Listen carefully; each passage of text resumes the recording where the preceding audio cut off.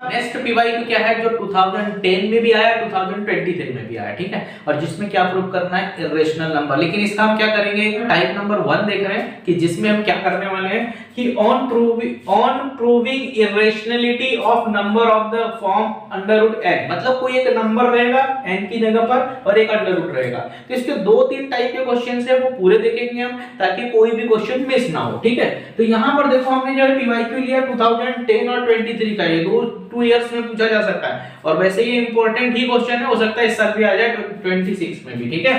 तो देखो यहाँ पर क्या होगा, क्वेश्चन ये 13 नंबर का पीवाईक्यू क्या बोल रहा है कि prove that under root 2 is an irrational number. हमें क्या प्रूव करना है कि अंडर रूट 2 क्या है, एक इरेशनल नंबर है, क्लियर है। तो हम मान लेते हैं, सबसे पहले करेंगे कि let us assume that under root 2 is a rational number. पहले हम किसी भी चीज को क्या मानते हैं कि वो एक रेशनल नंबर है, ठीक है। किसी भी चीज को जब तक कि हम मानेंगे नहीं तब तक ये निकलेगा नहीं। अब प्रूफ करने के बाद पता चलेगा कि वो इरेशनल है या रेशनल है, वो इरेशनल है या रेशनल है। तो यहां ध्यान से समझना, ठीक है। तो आप देखो let us assume that under root 2 is a rational number. इसके बाद हम क्या करेंगे कि हम मान लेते हैं, और यहां पर क्या होगा, तो इसमें क्या होगा, exist positive integers a and b। तो हम पॉजिटिव इंटीजर ले लेंगे a और b, इतना भी क्लियर है। देखो हम इसको क्या करेंगे, इसके बराबर लेंगे under root 2 is equal to a upon b,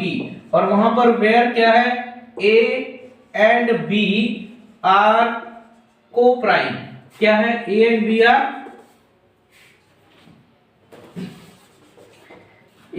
are coprime number. क्यों है, क्योंकि इनका HCF क्या है, 1 है। समझ में आ रही है बात, ये वाली बात इंपॉर्टेंट होनी चाहिए कि under root 2 is equal to a upon b ले लेंगे, और यहां मान लेंगे कि a और b क्या है, एक कोप्राइम नंबर है जिसका HCF क्या होगा, 1, मतलब दोनों में कॉमन सेट तो 1 ही होगा, इसके अलावा कोई भी फैक्टर होगा नहीं, ठीक है, क्लियर है। यहां पर ध्यान देने वाली बात क्या है कि हम क्या करेंगे, यहां पर बोथ साइड स्क्वायरिंग कर देंगे। क्या करेंगे, बोथ साइड स्क्वायरिंग। तो क्या हो जाएगा, अंडर रूट 2 का स्क्वायर a अपॉन b का होल स्क्वायर। तो अंडर रूट 2 का स्क्वायर, किसी भी नंबर का स्क्वायर करते हैं तो क्या आ जाता है, देखो under root 2 into under root 2 क्या हो जाएगा, 2। तो किसी भी नंबर का अगर हम स्क्वायर करेंगे अंडर रूट में तो उसका क्या हो जाएगा, कंप्लीट नंबर आ जाएगा। एक मैंने रफ के लिए बता दिया, ठीक है।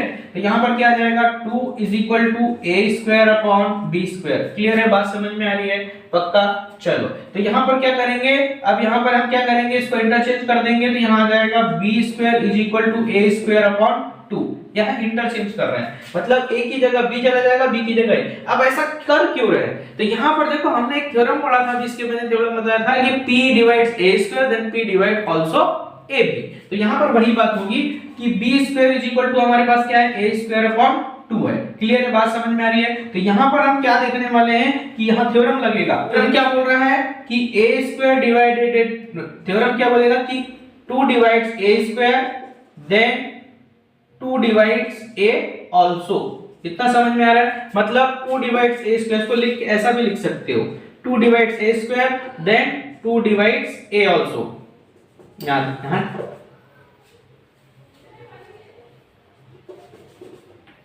यहां क्या कर देंगे कि 2 डिवाइड्स, देखो क्या होगा यहां पर, 2 divides a square then 2 divides a। ये हमारे क्या है, थ्योरम के अकॉर्डिंग बोल सकते हैं कि यहां पर थ्योरम में क्या आ जाएगा कि 2 divides a square then 2 divides a। इसको इक्वेशन नंबर 1 मान लेंगे, ठीक है। इसको इक्वेशन नंबर हम क्या मान लेते हैं, यहां पर इक्वेशन नंबर हम क्या मान लेंगे, 1 मान लेंगे, ठीक है। a is equal to 2c for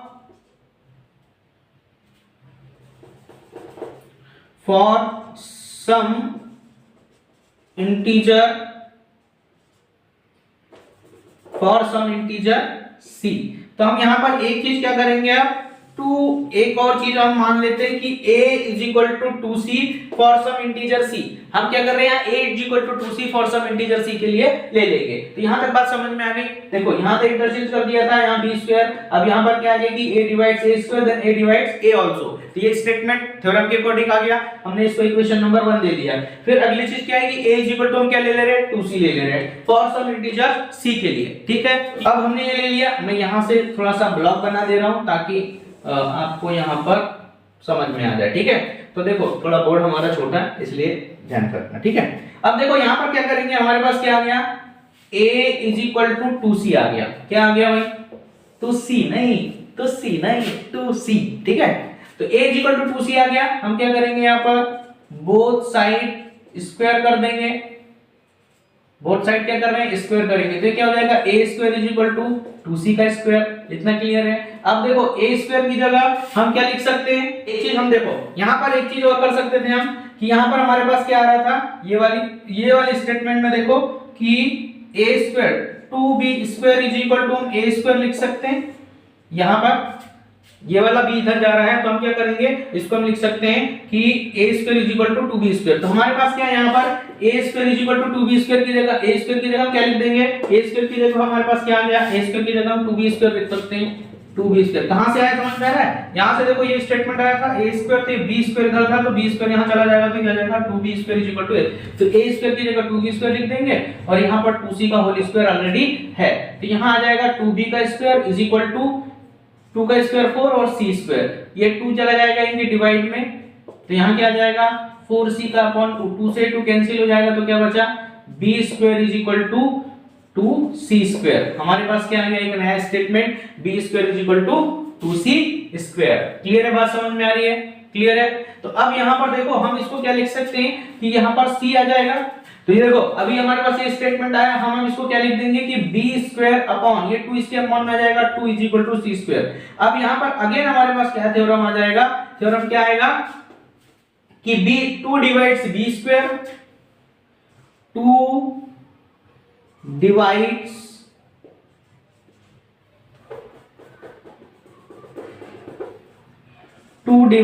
b square then 2 divides b also।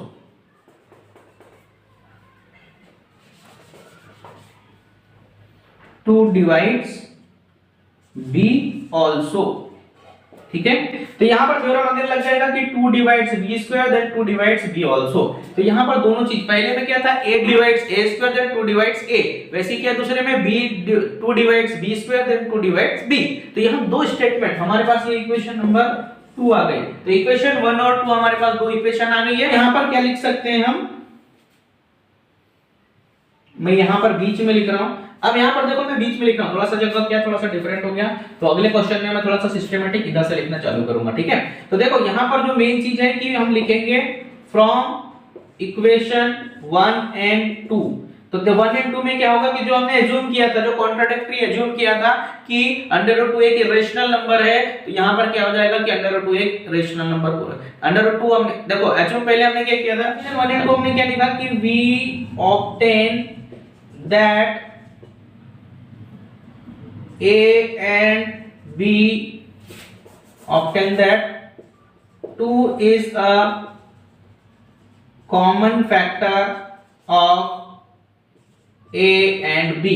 तो हमने क्या दो इक्वेशन में देखा कि 2 जो है वो दोनों के लिए क्या है कॉमन फैक्टर है। तो यहाँ पर ध्यान देना है कि देखो यहाँ पर क्या था कि फ्रॉम इक्वेशन 1 एंड 2, ठीक है, मैंने इसको थोड़ा फटाफट लिख दिया ताकि वीडियो थोड़ी ज्यादा लंबी ना हो, क्योंकि यहाँ पर क्या थोड़ा सा हौच पौच हो गया, थोड़ा सा बोर्ड थोड़ा सा जो है बोर्ड में थोड़ा सा दिक्कत हो गई क्या कि यहाँ पे थोड़ा मुझे हटा के लिखना चाहिए था, लेकिन मैंने यहाँ डायरेक्टली लिख दिया। बाकी आप स्टेप बाय स्टेप कर सकते हो, कोई दिक्कत नहीं है, बाकी सिंपल है। मैं अभी इसको एक बार रिकैप दे दूंगा तो क्लियर हो जाएगा। तो फ्रॉम इक्वेशन 1 एंड 2 क्या है कि we obtain that 2 is a common factor of a and b।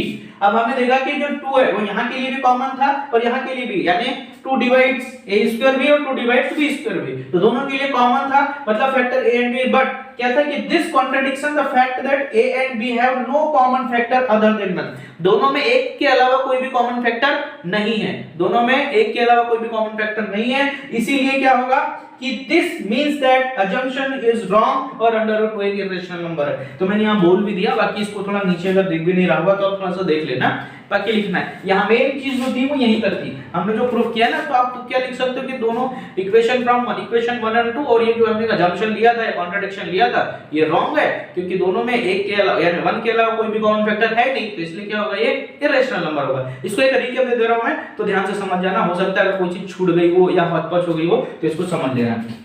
देखो क्या था कि prove that √2 is an irrational number, तो हमने मान लिया था कि √2 एक रेशनल नंबर है, क्लियर है। अब देखो हमने क्या किया कि यहां पर दो पॉजिटिव इंटीजर्स ले लिया a और b, दो पॉजिटिव इंटीजर क्या ले लिया a और b। अब देखो हमने क्या लिखा, under root 2 is equal to a upon b लिया, जहां पर a और b क्या है, को प्राइम नंबर है, यानी जिनका HCF क्या होगा 1 होगा।